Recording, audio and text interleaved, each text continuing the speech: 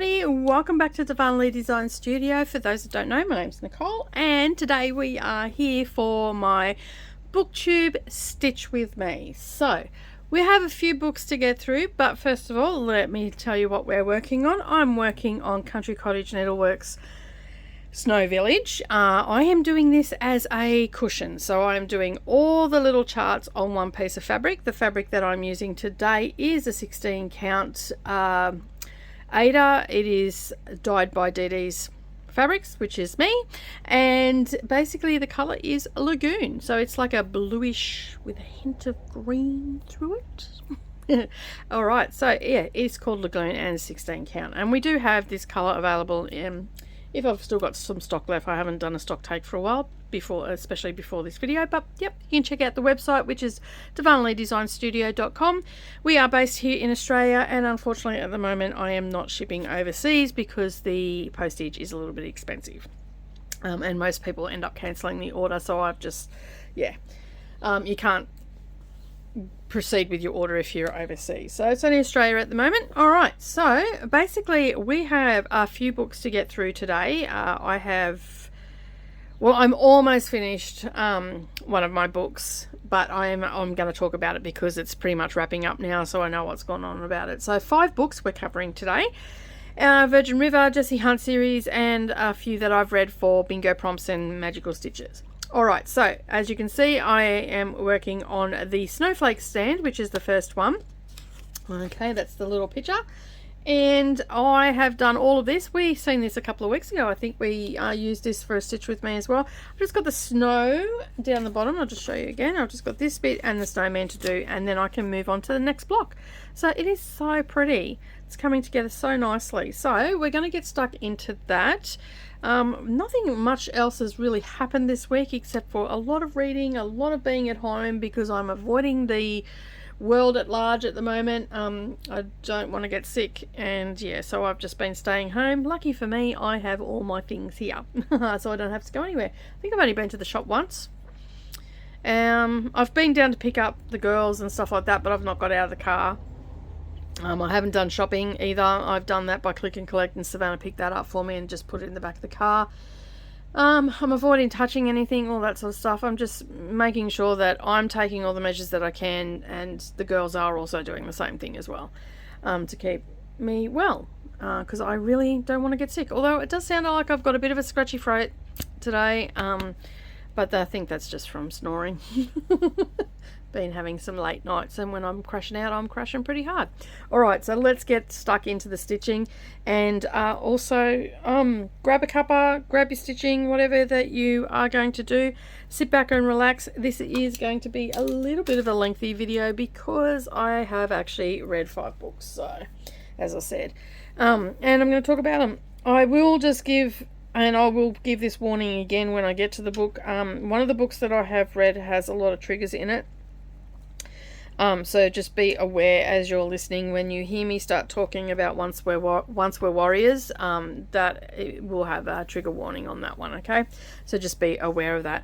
Alright, so let's get stuck into talking about the books and doing some stitching.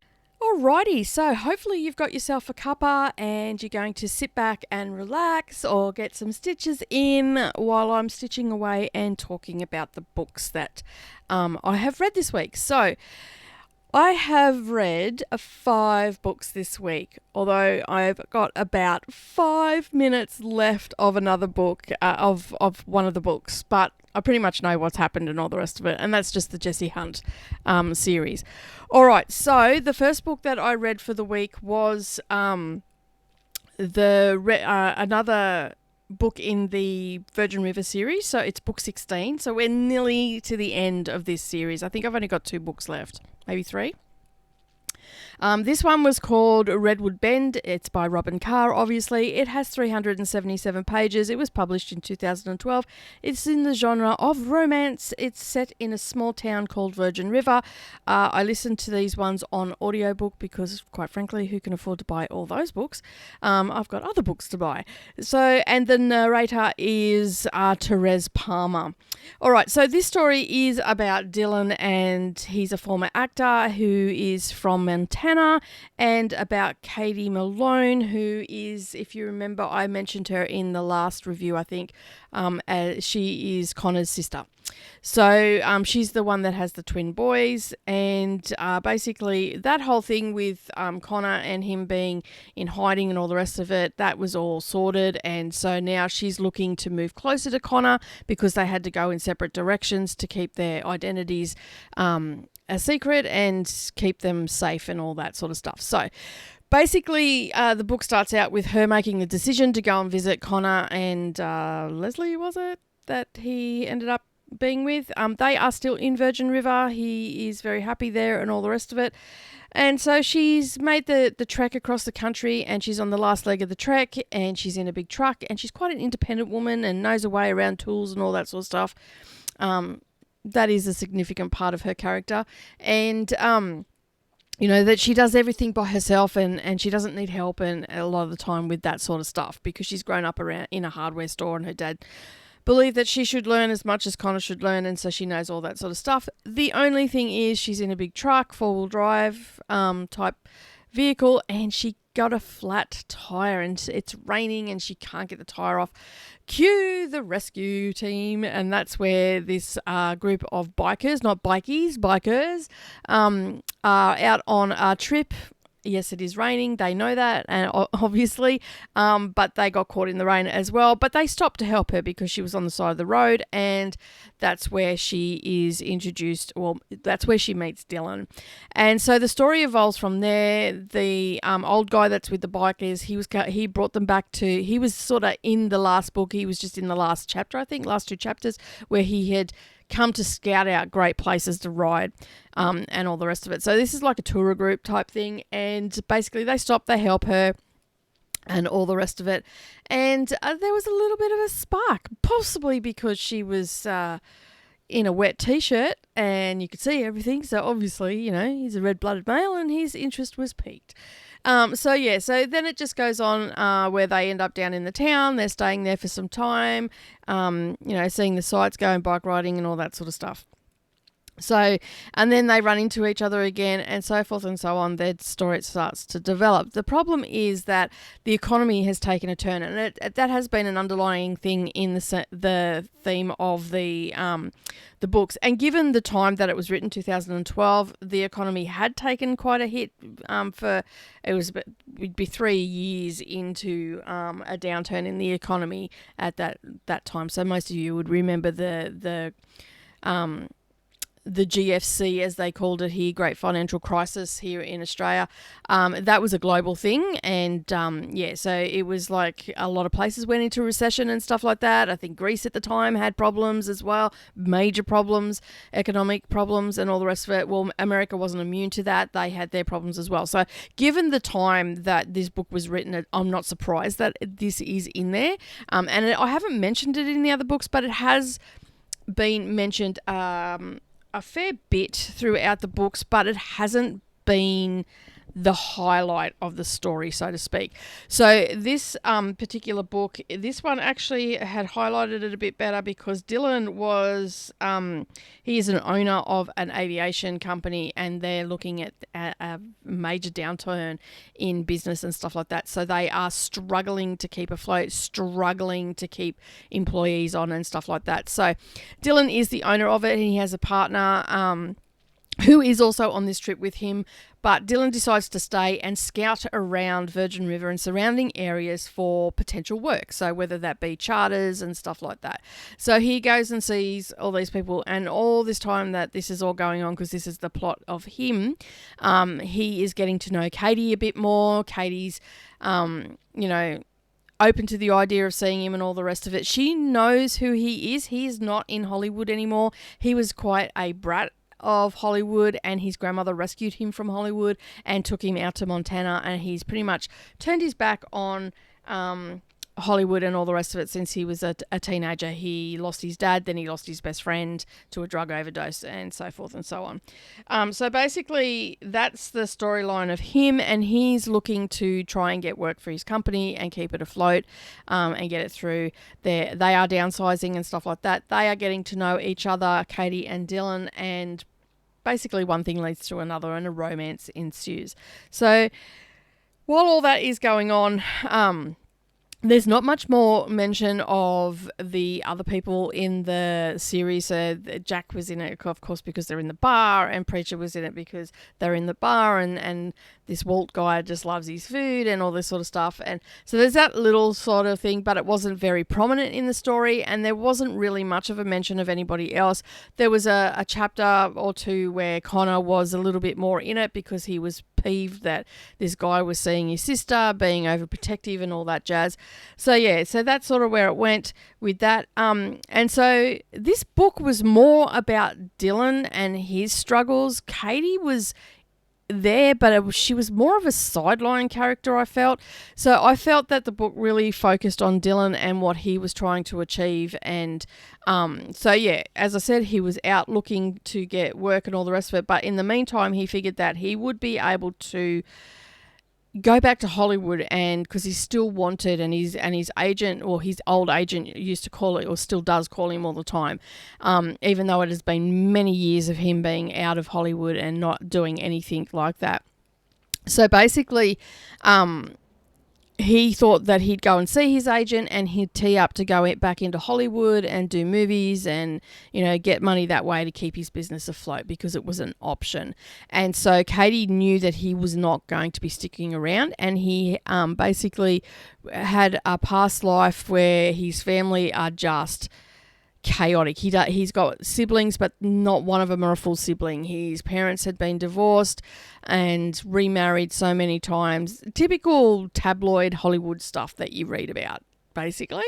That's sort of his backstory. So he's convinced himself that he is not suitable to be a husband, boyfriend in a relationship, because he feels that he would just wreck it and all that sort of stuff. And he's even more reluctant with Katie because she's got two young boys, and their father had never met them because he died before they were born over in, he was in the army, I think he was. There was a lot of mention of him in the last book, and there was a bit of a mention of him in this book, but she didn't dwell on it, the author. So yeah, it was a good book in that aspect and all the rest of it. It turns out that he found a solution to his business and all the rest of it, and through Hollywood, but not through acting. He actually picked up jobs and stuff from, companies wanting to fly out into certain places and locations and all the rest of it. And his agent was going to help him with that, and he was going to sign for a movie, but decided at the last minute not to do that. So that's a little bit of a spoiler there. But I'm not going to tell you anything about what happens with them, but I will say that this book could have very well been read by itself, because there was enough of a backstory about who the people were that came into the story that you didn't necessarily need to read the last book to know who Connor was. You didn't necessarily need to read any of the books to know who Jack and Preacher were. You didn't need to read a book to know who Walt was. There was a mention of characters from another book, but they were just mentioned. They weren't a prominent thing, because there's an actor that lives in Virgin River. I think she came into it in book 4 or 5 or something, and I think her name's Marion or something like that. I can't remember now. But anyway, they weren't a big feature in the book. So this book could have very well been read by itself. It was a quick read. It wasn't one of her better books. I've actually marked this down to a 3, because I've been giving her books a 4 because I've been thoroughly enjoying them. I didn't find myself giggling as much, although I was, hoping throughout the book that they that it worked out for him for his business. And being a business owner myself, of course, I'm going to focus on that bit, because no one wants to lose their business. So yeah, it wasn't a bad book, but I did mark it down, because most of the book, Virgin River books, I think there's only been one other one that I've marked down.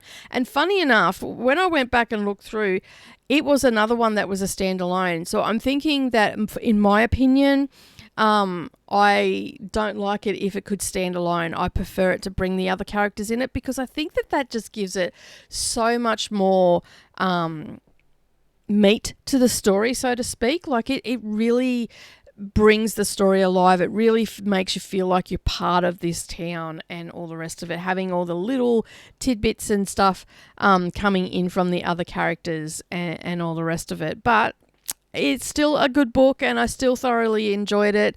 And hopefully if you read it, you enjoy it too. But I am only going to give it 3 stars. And obviously I didn't really get into this one because I started it on the 9th and I didn't finish it until the 12th. And it's an audiobook, and normally I just plow through these audiobooks. So yeah, because normally I ended up listening to another Jessie Hunt one, which I still haven't finished. So basically it's a good book, but it's not one of her better ones. I would have preferred to find more of the characters in it, because there's still a few little stories that are hanging out there in the series that are developing. So, you know, yeah, like it's hard to explain, but anyway, they tie it up. She ties it up okay. I sort of don't know how to word this without giving away too many spoilers. Like she ties them up okay, but they, you know, like I'd like to see some more things happening with Preacher and Jack. Like they're always just there, you know, and maybe touch on a little bit of other characters, and hopefully in the next 2 books that does happen. It's not just another romance story like that, you know. Because it's coming, the series is coming to a conclusion. As far as I know, she's not writing anymore. So I've got 2 or 3 books left. I can't remember off the top of my head whether, I think there's only 18. So I'm wondering how far, like how she's going to tie it all up, how she's going to finish this series off. So I'm quite interested in that. But still good book, 3 stars. And it's another one off that series. So as I said, I'm getting very close to the end of it, which I'm excited about because I have been reading it for quite some time now. All right, the next one that I read, which was for a bingo prompt, and also it is the Magical Stitches and Literature Facebook group. It's their series that they're reading this month. There's 10 books in this series, so I will be reading them all because it is part of that group. As you can see from the cover, it is set in an embroidery shop, and it is actually called an embroidery mystery series. It is called The Quick and the Thread, and it's by Amanda Lee. It has 324 pages. It was published in 2010. It's a mystery, and I read this on Kindle, and it is set in Tallulah Falls in Oregon. Hopefully I pronounced that right. I started this because this was on Kindle, and so this was my end of day read, and I started this on the 8th after the bingo roll, and I finished it on Friday night, which was the 14th. So yeah, I just I just read it every night. Just read a couple of pages or a couple of chapters, more to the point, couple of chapters. Usually spent about an hour or 2. And at the end of the day, I'm a little bit more of a slower reader than I am first thing in the morning. So, but it was a good way to end the day. As I said, this was a bingo prompt. So the bingo prompt for DD's bingo challenge that we've got going on right now, it was to read a book of over 300 pages. This one was 324, so it met that. I wasn't supposed to read this book until February for Magical Stitches, but I've got a lot on in February, and because this is not available on audio, I thought that I would start reading it now. To be honest, I didn't think I was going to finish it before February, but I really liked the story. I got into it. I'm really liking the mystery and the crime thrillers and all that sort of stuff at the moment. I was a big romance girl back in the day, but I'm finding that I'm liking the mystery ones a little bit better at the moment, along with some of the romance. I've got a bit of romance happening. Like we've had Thornbirds already this year. We've got the Virgin River series, and, you know, there'll be a few others that pop up as well. All right, so this story follows a lady named Marcy Singer. She I think she was in San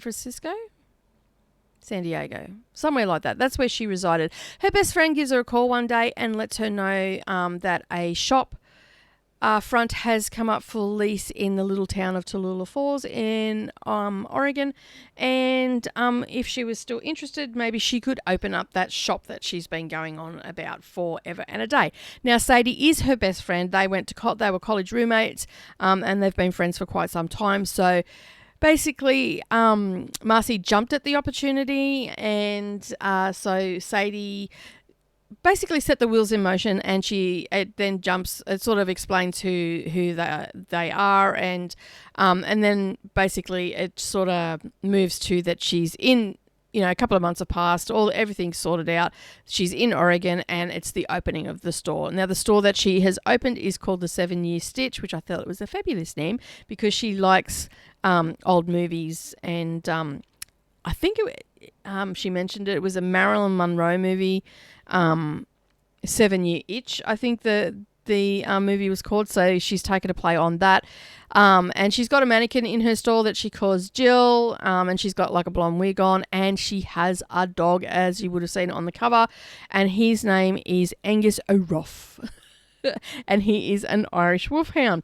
So primarily it's centered around the beginning of the story. Is centered around the opening of the store. She's having an open night so the townspeople can come. She's got classes set up. She's stocked the shop. So it's ready to go, basically. And so everything is going along fine. She's got Sadie and her husband Blake. They are catering the party and all the rest of it. But the old owner, or the old leaser of the property, turns up at the party and seems really drunk, and there was no alcohol served at the party or anything like that. It was just refreshments, and he seems really drunk, and he's trying to get in contact with, contact Marcy, and Sadie had introduced a guy to Marcy named Todd as a potential love interest for her. So basically, this guy was essentially trying to hassle her. Excuse me while I just take a sip of drink. And so people were keeping him away from her. Excuse me. And so people were keeping him away from her and all the rest of it. Anyway, the party was going along great. There was lots of people signing up for classes and all that sort of stuff, which was making Marcy ecstatic because the people of the town were accepting it and all the rest of it. But this is a mystery, so you know what's going to happen next.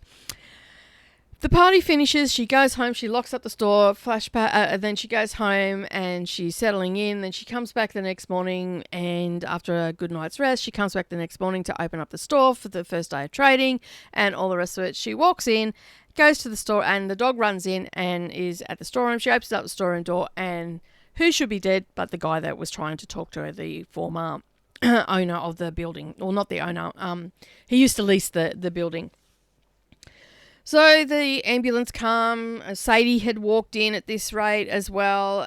So it was all happening basically, and then the story evolved from there. So she was a suspect. Her shop was a crime scene, and so she was not going to have any of that rubbish.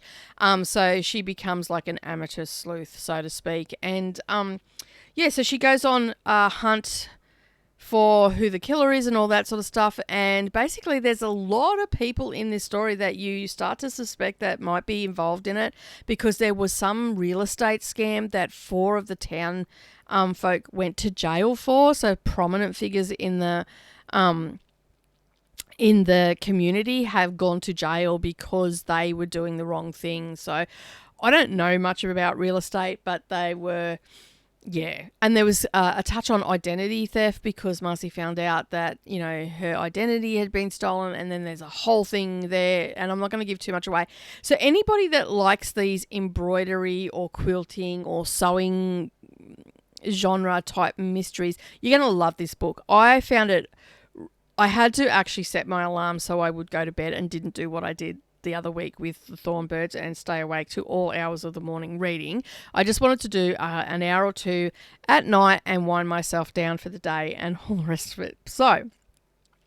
But it is a pretty quick read, because when I was reading it, I found that I was reading it pretty quick. There were a couple of spots where it was a little bit slow, and it probably could have been left out, but it still made the story good. I did thoroughly enjoy it. I've actually given it 4 stars, and I didn't think I was going to like it, because, like, you know, it's set around, like, I live and breathe craft, obviously, and I'm not usually one to read those sort of sewing related ones, but I actually found this a little bit refreshing. Like, it was actually pretty good. As I said, this was published back in 2010. So it was a good, quick read. I really enjoyed it. And if that's something that you like, I highly recommend it. They are available on Kindle. They aren't available on audio, much to a lot of people. I'm in a chat group for Magical Stitches, and there's a few people in there that are not real happy that it's not available on audio, because, like me, they enjoy stitching and listening to a story at the same time as opposed to watching TV, because I think when you watch TV and you stitch, it takes your concentration away from what you're doing. You're more inclined to make mistakes and all the rest of it. Whereas if you're listening to a book, it's in your ear. You don't have to look at anything, and you can just focus on your stitching. I do, however, if I've got to do a lot of counting or making sure everything is right, I do pause the book so I count, so I don't miss anything in the book and whatnot. But overall, it was a pretty good story. It had me guess. I guessed wrong at first. I thought it was one other character, but it turned out someone I didn't even think of. And so it did really keep me guessing towards the end. I did at one stage think, maybe, but it didn't elaborate anymore after that. And it was I was quite happy with that. I always enjoy a book that can keep me guessing and keep the pages turning. So yeah, it's got 324 pages in it, and that's the first one out of 10 that I've read. I probably won't read the next one until March. I'll probably leave that off, or I may start reading it towards the end of February or something like that. So, and I didn't write down what the next one in the series is, but if you search up Amanda Lee, or if you type in The Quick and the Dead, and the Thread, not the movie is The Quick and the Dead. If you type in The Quick and the Thread by Amanda Lee, and that is book 1, either on Goodreads or over in Kindle, you will find those. And I will actually put a link to these in my kit.co, where you can find all the books that I am currently reading, that I have read for this year, and ones that I read last year as well are over there. So you can just click on them and they'll take you straight to where you can purchase them from. All right, so that was that one. I gave this one a 4 stars because I thoroughly enjoyed it, and I'm going to continue on with the series, so we'll see how the rest of the books go. I will say one thing though, I think that the author may not actually do embroidery, because there was, I could be wrong, but she was referring to 3/4 stitches as half stitches in the book, and that is not correct, because a half stitch is a half stitch and a 3/4 stitch is obviously 3/4 of a stitch. So yeah, so there was a little bit of that, and there was a bit of a mix up on like for cross stitch we use floss, we don't use yarn. So there was a bit of a slip there. So I don't know whether she's as heavily as I thought she might have been into embroidery, but I could be totally wrong. It could have just been a error on her part and it didn't get picked up, or the editor didn't do any embroidery and didn't pick it up either, or cross stitch. All right, so I got a bit of a croaky voice this morning. And no, it's not Rona. I've obviously snored a lot last night, and that's why it's a bit croaky. All right, because I haven't been anywhere to catch Rona. All right, so the next one that I read is for Magical Stitches again. Now, I think I touched on this last week. Yes, when I was reviewing the Nora Roberts Born in Ice book. So each month, Magical Stitches rolls a dice, similar to the bingo, what I'm doing, but they've given you 4 prompts for each number.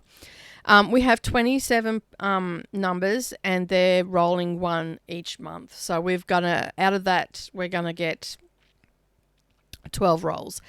And we have a wild card, so I don't know what that's about. I think that will probably be if they roll the same number again, I guess. I don't know. Anyway, or it may be just extra books to get in. I'll have to go back and read it. But anyway, they rolled the dice. We rolled, I think it was 13, and it was for the letter N. So all our prompts, and they give us prompts that we have to find. So one was to have an author that starts with N. We had to have which was the Nora Roberts one that I read last week.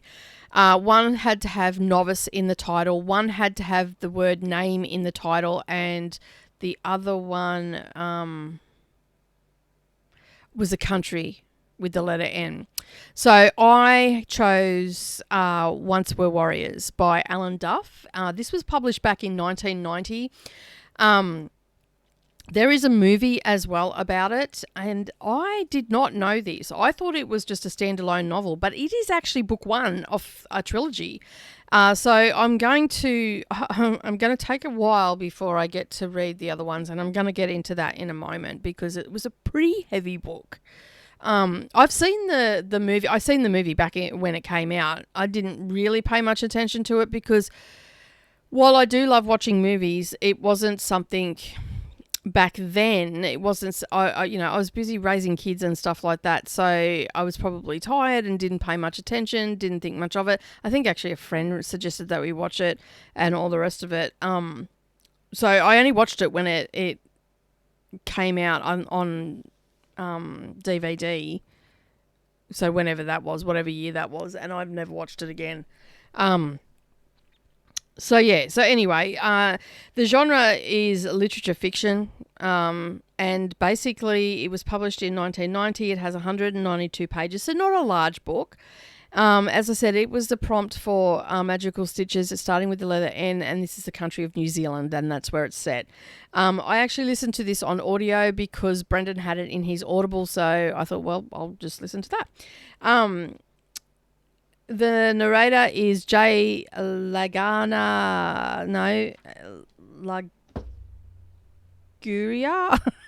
I don't know. But anyway, he was great. It was a little bit hard to listen to. I will say this, like if you're going to listen to the audio book, it can be a little bit hard to listen to because he did talk in the vernacular of the people, I guess. How he imagined they talk. I haven't had a lot to do with the Maori people and all that sort of stuff because they're in New Zealand, I'm in Australia. I know a couple of Maoris and that, but I haven't had a lot to do with Maori people.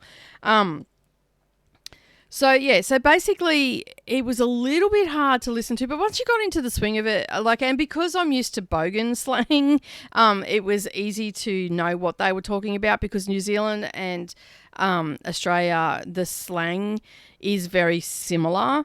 So it was easy to pick up after a little while. The accent was a little bit tricky, like with any accent. It can be a little bit tricky, so I have the accent, and then with the slang, it can get a bit tricky. But underlying, after about 5 or 10 minutes, I was okay. And basically, it just tells. It was quite interesting to have it read to you that way. So it probably would have been easier for me to read if I had have actually read the book because I just would have read it. But I think having that audio book instead of just reading it actually brought the story home a little bit harder, a little bit clearer. It was a really good way to take this book in. So basically the story follows the story of Beth Heke and her family. They are living in what you would call, I guess, the projects or slums, housing estates, depending where you are in the world. So here we would equate it to a housing commission estate. I guess if you were in the US, maybe the projects, you would call it something like that. So if you were in other just low socioeconomic areas, so just sort of picture that. Okay, so that's where they're living. So they're in abject poverty. They're suffering violence. They're living in squalor. There's child neglect, all that sort of stuff. So it's bringing home all the problems that come from that sort of thing. It is focusing on the Indigenous people of New Zealand, and it's pretty much like 200 years after the English settlement, and just how they've become Now, I could be totally wrong, but I got the feeling from this story, and what the author was trying to portray was, in the story, without giving too much away, while he was talking about the housing projects, the squalor that they live in, the violence that they experience, the struggle of the people, and like the actual struggle, like, and we've all seen it, and you know, some of us have been in that situation as well, and so I think what he was trying to get across to the reader was the struggle was the main thing, but how the people, the Indigenous people, were lost. Like, they feel lost. They don't identify anymore. You know, and they're struggling with that. And because of that struggle, whether they know it or not, that's the reason. This is what's coming from it, because there are lost people. And like, you know yourself, if you're in a situation where you're feeling very lost, you become very agitated and stuff like that. And these are all things that come to the forefront. So I will give a warning on this book before I go any further. If you are someone that has been in domestic violence, know that this book is heavily descriptive in some aspects of domestic violence. If you suffer with substance abuse or alcoholism or anything, it is very prominent in this book. Like, it is on every page of this book. If you are a person that has been victimized either by incest or underage rape or anything, I suggest you don't read this. If you are sensitive to suicide, I suggest you do not read this. If you are sensitive to gang related things, I suggest you don't read this, because this book will trigger a lot for you if you are in the midst of recovery and or still suffering from sensitivity from those topics. Okay, so in saying that, it is a heavy book. It only has 192 pages, but it's a heavy book. But in saying that, it's how do I put this? Like, in saying that all these things are happening, there is a light at the end of the tunnel for Beth.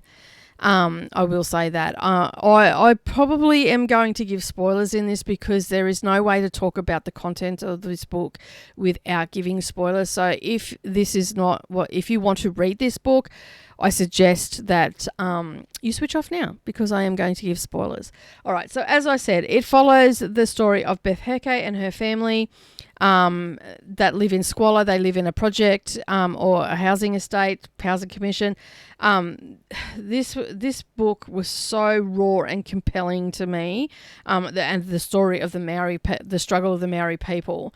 Now, while things may have improved since this book, somewhat, I'm not going to say 100% or anything like that, because you only have to live anywhere where there is Indigenous people and know that they are still suffering from white man invasion. Okay, but there should be a trigger warning. I will say there should be trigger warnings on the audiobook, and there isn't, or I missed it.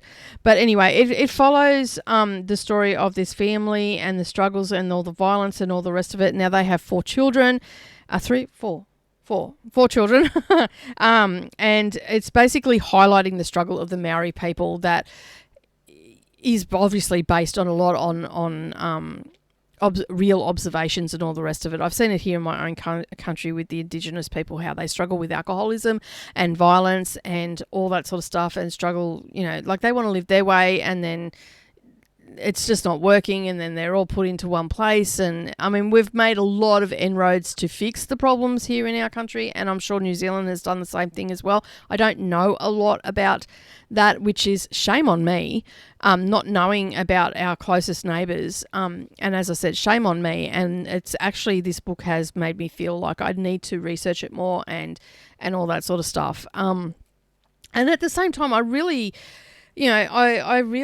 could learn a lot more about Australia's Indigenous people as well. And it's not through lack of knowledge or anything like that, because I still do know a fair bit. I mean, I do have an Indigenous granddaughter, and I've done a lot of,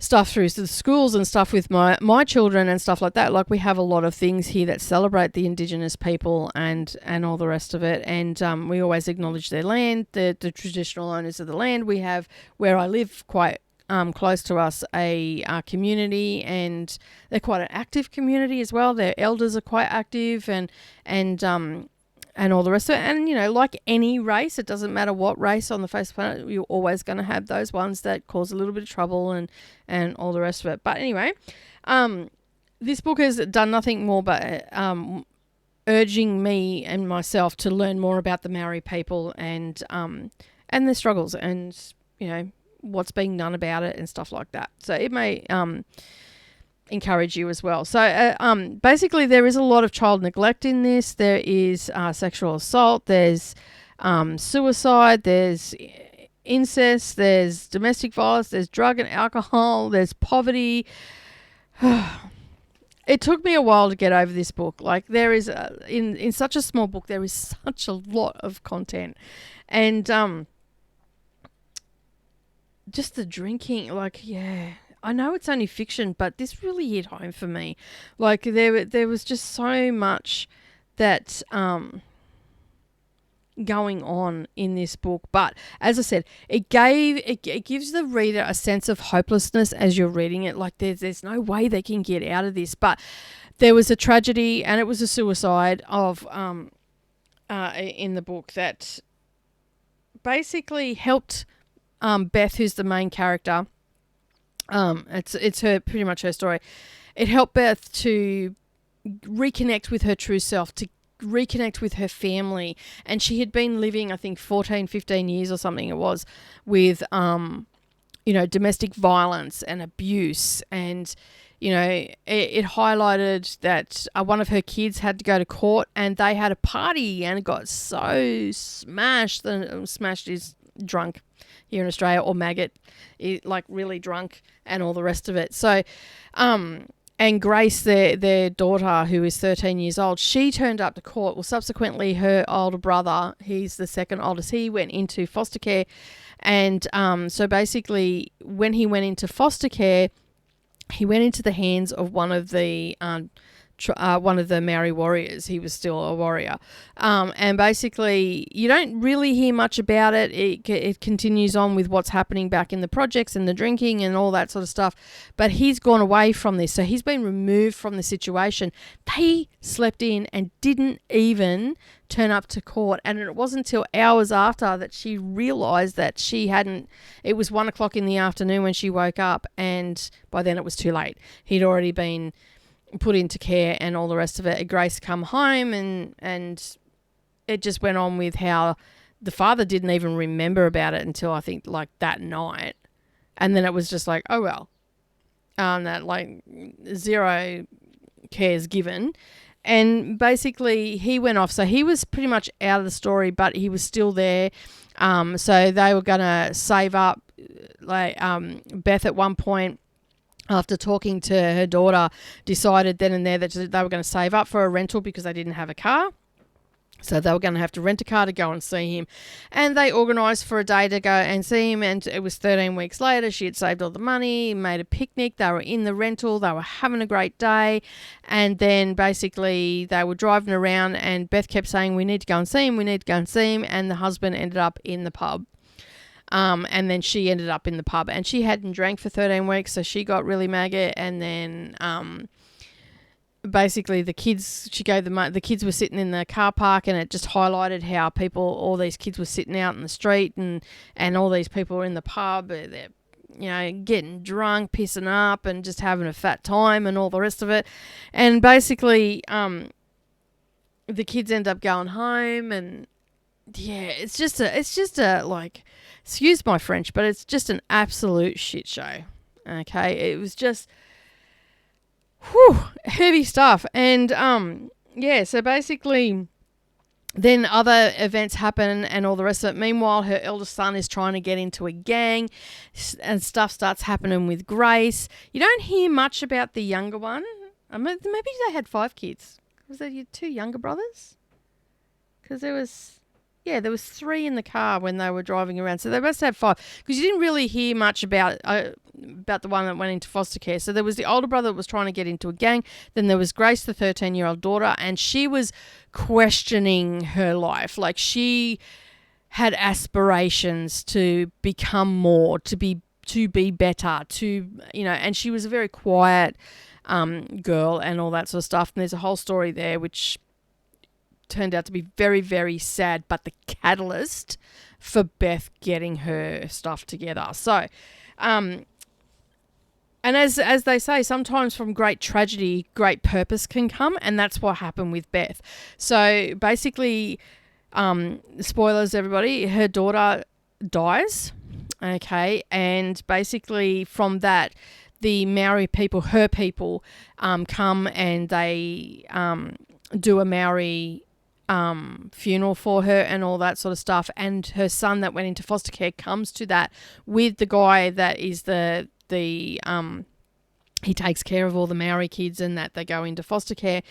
He came with him and he was singing and all that sort of stuff, and he was standing very tall and very proud. And while she was caught up in her tragedy and all the rest of it, her husband didn't even turn up to the funeral because he didn't believe in that rubbish. But that's just typical of, a drunk and an alcoholic that doesn't care about anybody but his next drink.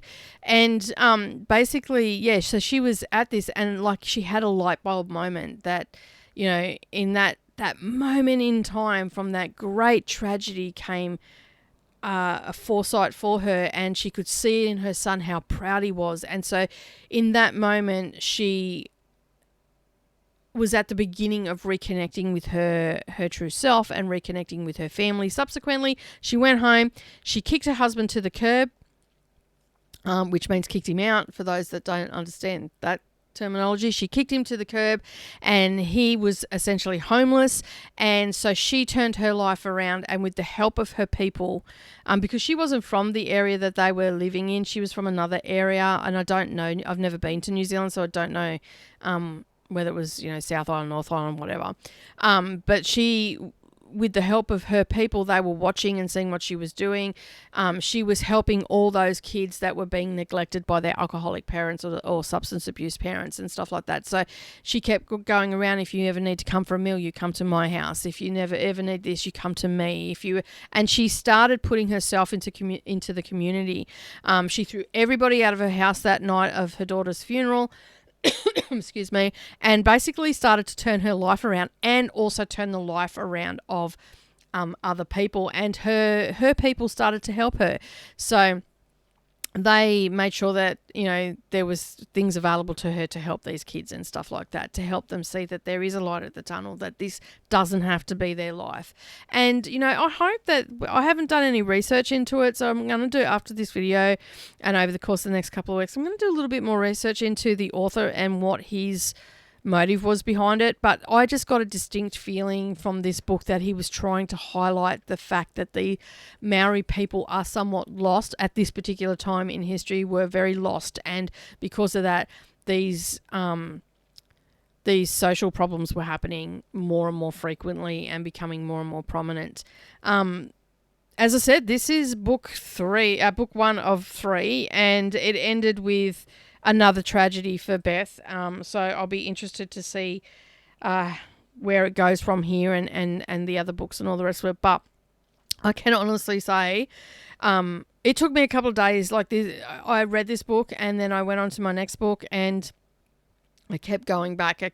My mind kept drifting back to, like, when I wasn't, or I was stitching, or when I was sitting there watching TV, my mind kept drifting back to this story, because there was a lot of heavy stuff in it. And some people probably don't know this, but I actually come from a bad childhood, and I'm not relating myself to the Maori people at all. Don't get me wrong.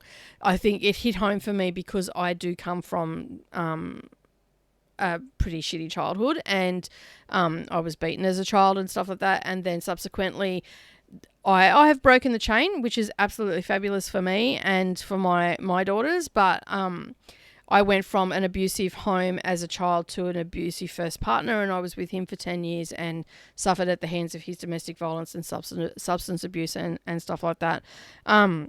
and like I partied and did the same things that, that all of us do when we're young and all that sort of stuff. But I had my son, and it took me 3 years, but I got away in the end and all the rest of it. So I know that you can get away from it, and it is a lot of hard work. So I think I related to Beth's plight a little bit.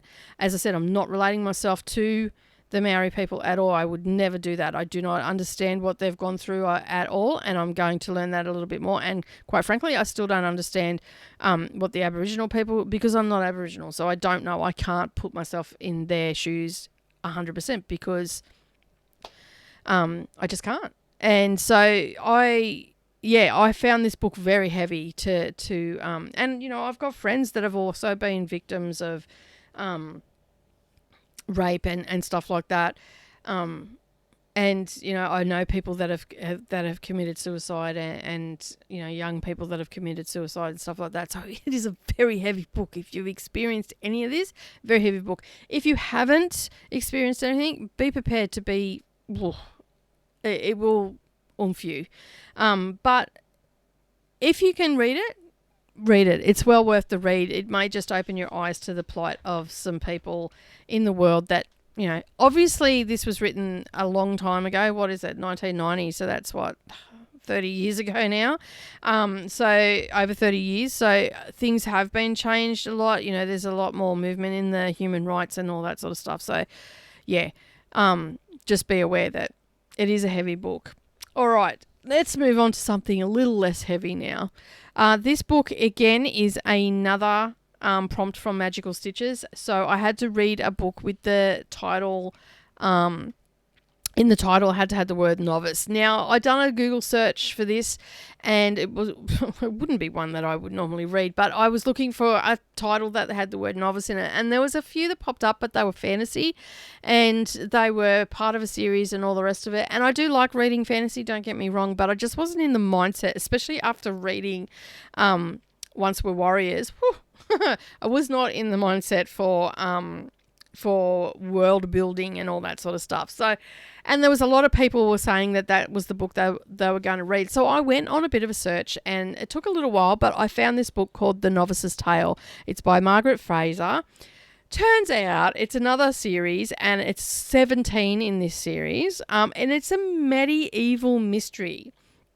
So it is set in the 15th century, so 1431, I think it's set in, and it's St. Fridowitz is how I think you pronounce it, nunnery, like priory.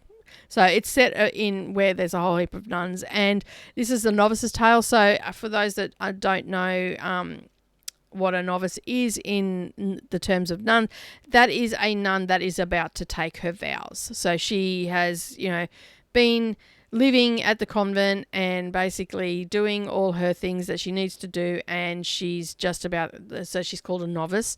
And this story starts with about, I think it's a couple of weeks or a couple of months out from this particular novice taking her vows. So the novice's name is Thomasine, which is the female version of Thomas.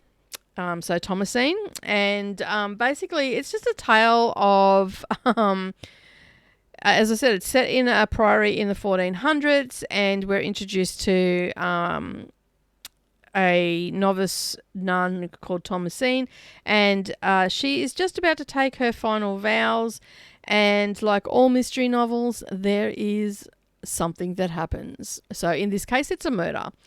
So it happens to also be her auntie that is murdered. So she is Lady, I didn't even write down her name. How terrible is that? Anyway, she's dead, so it doesn't matter. But there is an underlying story there set around the times and very prominent for that time and all the rest of it. And so it is and it's in England. So it is all about, the lords and the ladies and their names and, children and all that and inheritances and all that sort of stuff. But it is set around in Saint Frido. I can't even say it. Fridowitz is how it's said. And it's a bit of a tongue twister, and it is actually a series of Sister Frevris series, and she is the what do they call them? Hostiler. It is. So basically her job is if anybody comes to the convent to stay because they have guest rooms and stuff like that, she takes care of them. So she will make sure that their accommodation is right, that their food is right. Like she'll take care of all like their food and all that sort of stuff. So she liaises with the kitchen and all that sort of stuff. All right. So that's what her job is. But she sees herself as a bit of an amateur sleuth. So this murder happens, and then so this sister, she's also referred to in the book as Dame. So they don't say sister, but she's the one that takes care of everybody. And so basically she sets out to discover who actually did it. So they have what we would call now a coroner come to the convent, and basically they're investigating and they're pointing the finger at the novice. So that's why it's called the novice's tale. So they're pointing the finger at the novice, and it really does look like the novice did it and all the rest of it. And but there is a lot of stuff happening in it. This was a really good read. Though I was actually quite surprised. Now, I didn't write down when it was published, but it does have 229 pages. Can't read my own writing there. And it is a mystery. I got this on Kindle, and it is also available on audio, and I will touch on that in just a moment. And it was first published in 1992. So been a bit of a theme this week. We're back in the 90s for my books. So yeah, this was published back in 1992. There is audio books for it, but I found it on Kindle and I read it on Kindle, and this was my morning read. So this took me a little while it took me all week to read. Excuse me, just had to take another drink. It was really enjoyable. I did not think, I was just reading this out of obligation to the prompt. I did not think I was going to enjoy it as much. It was fast paced. It wasn't boring at all. Even though it was set and I didn't think I was going to enjoy it too much because it was set in the 1400s, and sometimes that can really frustrate me, especially the language and stuff like that. But the book, like the first chapter, I thought, oh, this is going to drag on. But once we got to the second chapter and her auntie turned up, it went off. She was just like, she was a dragon lady. Like she turns up, she's got a monkey, and she turns up with all her people, lady in waiting, whatever you call them, her maids and all the rest of it. And she was leaving the Queen. So she was with the Queen, and there was some sort of scandal going to happen. So she wanted to distance herself from that. And she was Thomasin's auntie by marriage. And yeah, so basically Thomasin didn't really like her, and nor did anybody else for that matter. They weren't very Christian, let's put it this way, with some of their thoughts. They were just like, oh my goodness. And then the nun that looked after the kitchen, oh my God, she was a classic. She was loud and rowdy. And what it actually did is, like, I don't know about you, but I know sometimes I can have an image, like you have an image of nuns and you think, the quintessential nun, quiet, head bowed down, not saying much or anything. You don't really see them as having different personalities, so to speak. But this book really does show that they all have different personalities. Like so like they're not a Catholic church, I don't think. Okay, so I don't think they're Catholic, but I'm not 100% sure because that's not actually ever touched on in the book. But yeah, so you've got the head nun, and she's like 79, and they talk about how she can just drop off to sleep at the drop of a hat. And then you've got the kitchen one who is like really loud and boisterous and all that sort of stuff, and runs a really tight ship and is quite staunch is the word I'm looking for in her personality. And then you've got the sleuth, and she's quite inquisitive and all the rest of it. And then you've got Thomasin, who is always wanted to be a nun since she was 8 and all the rest of it. And she's very timid and, you know, sickly as a child and stuff like that. So she's very downcast and stuff like that. So it was quite interesting to read this book and have all these personalities of the nuns, because it was like so different to what my preconceived, not that I've had a lot to do with nuns or anything like that, but, you know, the preconceived thing that gets in your head from society, that what nuns are supposed to be like. You don't picture them as having different personalities. They're people. Of course they've got different personalities. They weren't born nuns. They became nuns because that's what they chose to do. They obviously, you know, were little kids once and developed personalities and all the rest of it. And that just sort of slips your mind. But this book sort of brought that to the forefront, which was really good. And quite funny. Like, I found a little giggles and all the rest of it. And and then there was just, you know, different things that were happening in the book that just kept you turning the page. Like, I actually really wanted to read this and get to the end and all that. The only thing I will say is that I did sort of guess who the killer was, but the reason why, I didn't guess that. But then it all came, like, it kept me guessing, and it was towards the end, like I'd say about 3/4 of the way through, that I figured who the killer might have been. But I wasn't 100% sure, but I sort of figured it. But the reason why was, I obviously missed that. But the reason why it's at the end made a lot more sense. Like, it made sense why that they were driven to that. But I am giving this a 3.5 stars. I don't normally do half stars. It wasn't quite a 4, and it wasn't a 3, so I'm giving it 3.5 stars for this one. I'm looking forward to. I'm not going to read them back to back, but I am looking forward to reading this series, because I don't want to. I don't want to replace the Virgin's River series with a mystery series, because I'm still reading the Jessie Hunt. All right, so the next one that I'm reading, that was that book. So it's and back to the audio.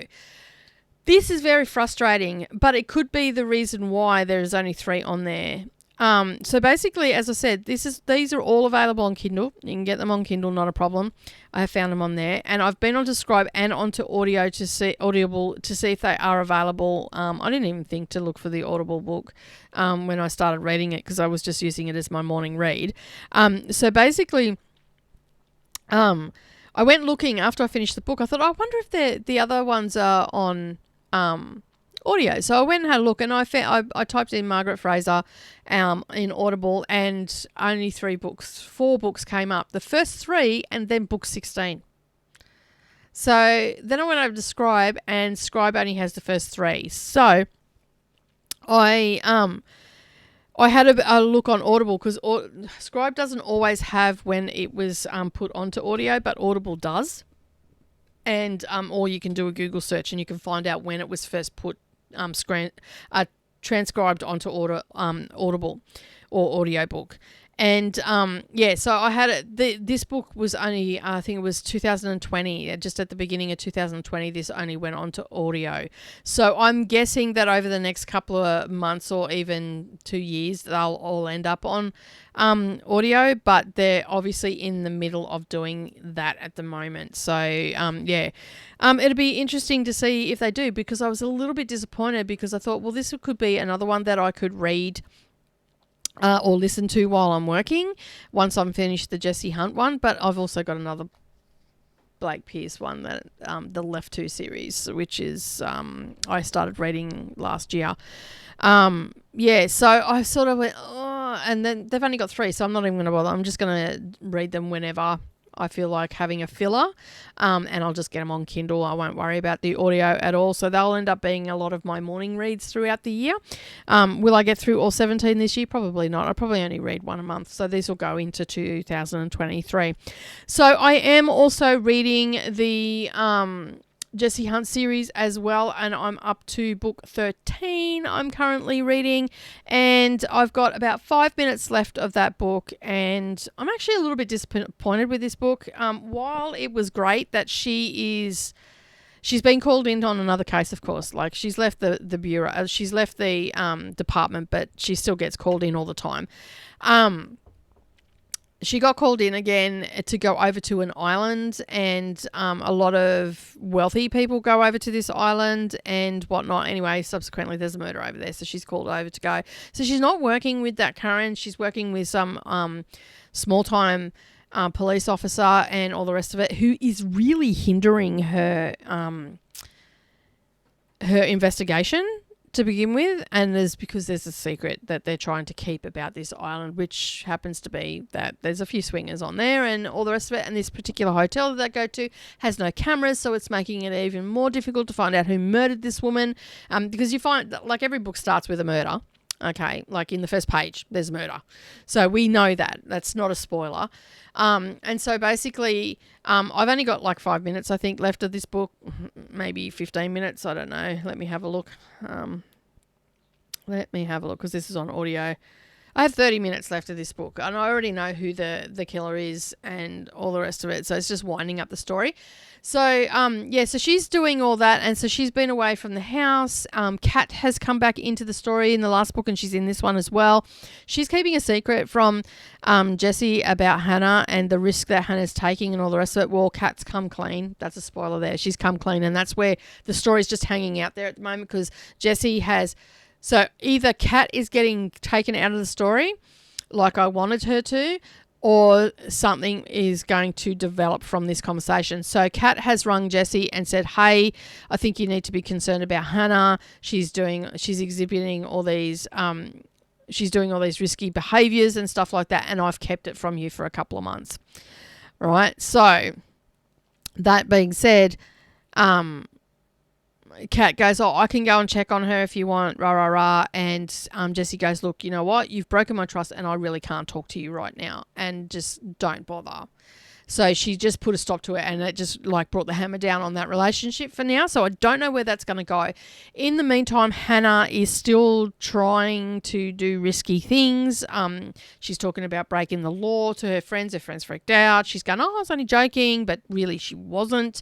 And so she's doing all these risky behaviours, and her story I think is about to be stepped up a notch. So that's the impression I'm getting from it. And then we've also got Ryan, who has been asked by his boss to find cases for their section. So they work in the special section, so the serial killer, high profile cases and all that sort of stuff. So he's asked him to find cases because they're talking of closing that section down, which means that Ryan would be left without a job, or he'll have to just go back to, beat cop or whatever, or just being a regular detective instead of being in this, I suppose, like special victims unit type thing, but it's all for high profile, like politicians, all that sort of stuff. So he's been looking for a case, and he's come across a case which happens to be a old cold case, serial killer from Garland Moses, who died a couple of books back at the hands of one of the characters. Anyway, like at this point in time, there are going to be spoilers in this book, but it's not so much that you couldn't read the book. Sort of just the plot lines I'm giving you. So basically, excuse me. So basically, this is all happening while Jessie's trying to work this case. And in this book, I didn't find, like, even though Jessie is the main character and all the rest of it, I didn't find the story that she was in very exciting or me wanting to continue on with it. I was more interested in what was happening with Hannah and what steps she's were going to take, and I'm really interested in what is happening with Ryan right now. So if you remember, Ryan was injured, almost killed by the hands of a character back in a couple of books ago. So he was in a coma for a couple of months, and he's been rehabilitating for the last few books and all the rest of it. And his boss has now brought him in to focus on this thing. So he's still not 100%. He's still struggling to walk and stuff like that, but he's a little bit more mobile. So he hasn't just made a miraculous recovery. It has been over a few books that he's been recovering and all that sort of stuff. So in that aspect, it's been a slow build, a slow burn for his story, and it's just starting to get its legs. So I'm super excited to get on. So I want to finish this one and get on to the next one. I I wasn't overly enthralled with this book. Like, as I said, I've only got 30 minutes to go, unless something absolutely phenomenal is going to happen in the next 30 minutes, which is highly unlikely. It's usually just this last 30 minutes is building for the next book. So at the moment I'm sitting with Ryan. He's in a car watching this person and he's lost sight of him on that, but this person doesn't know he's watching. So that's where we're at the moment. And the point, Jessie is sitting with essentially sitting with the killer of the person from the beginning of the book. And so that's about to wrap up. That'll wrap up in the next 2 minutes. So it's going to be looking at what Hannah's doing and what Ryan's doing to build for the next one, because we already know what Jessie does. So they don't really build on what she's doing. They're building on these subplots. So we've got, you've got Ryan, Hannah, and Kat. So as I said, Kat has it's been a mic drop on her. Get out of my face because I don't want to talk to you because you've broken my trust from Jessie. But then we've got Hannah and Ryan sitting out there. So yeah, I'm looking forward to seeing where that goes in the next book. And it really does seem with the series now that we're at 13. And as I said, there's like 19, 20 books. This is like a novella. So every month or every 2 months a book has been coming out. And I think this book was published back in 2021. I'm pretty sure it was like March. Let me just have a look for you. Oh, wrong spot. Goodreads tells me all this information so I can go in there and have a look. April 2021. So every couple of months, and I think the one before that, it was published in February. So every couple of months, a book has been coming out. So, and I don't want to get too ahead of myself because I don't want to get to the point where I've got no books to read. So I do know that there was a book getting released this month, and I don't think I've had notification yet. Let me just have a look.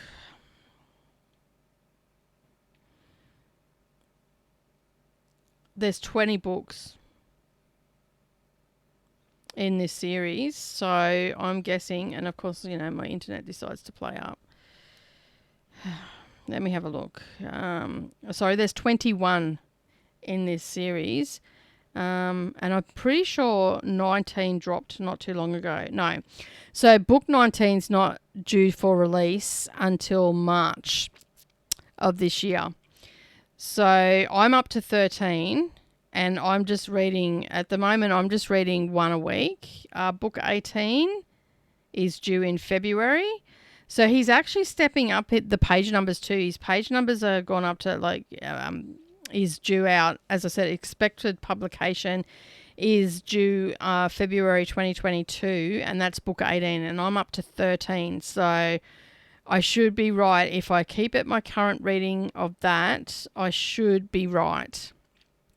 And 17 was published in November. So he's had a break over the Christmas break, and then one's coming out in and these are all on audio. I found all of these on Audible, and they're also all on Scribe as well. I have found every single one. I haven't checked for the new ones because I just go through every now and again and I just keep adding them to my saved list so I don't have to keep searching for them.